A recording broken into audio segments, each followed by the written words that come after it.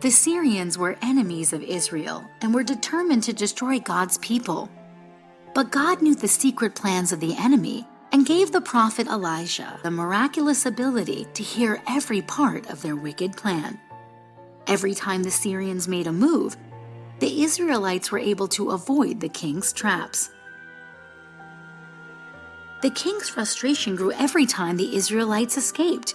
He questioned even his own trusted servants, demanding, "Which one of you is a spy?" "None of us," replied one of the servants. "It is Elisha, that prophet in Israel. He tells the king of Israel everything, even the exact words that you speak in your bedroom." The king was furious. "Go find out where he is so that I can capture him." When the king of Syria found out where Elisha was staying, he sent a large number of armed men, chariots, and horses after him.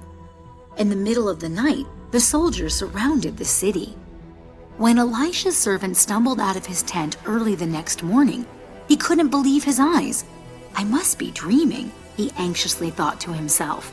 Everywhere he looked, there were enemy soldiers and horses. They were completely surrounded. His heart sank in fear. "Elisha," he cried, running back inside. "The enemy is upon us. What are we going to do?"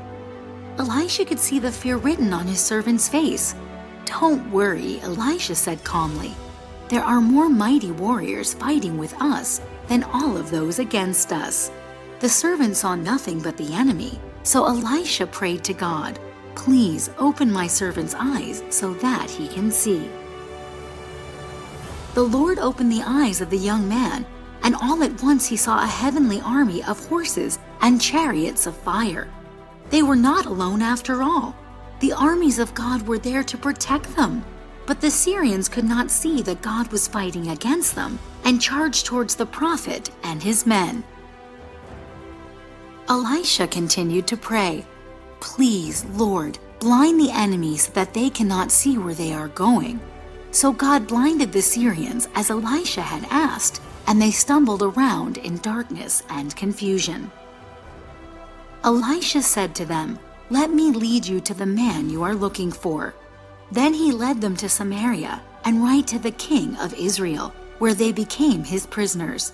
At the advice of Elisha, the king of Israel showed them mercy and prepared a feast for them where they ate and drank. Then he let them go free.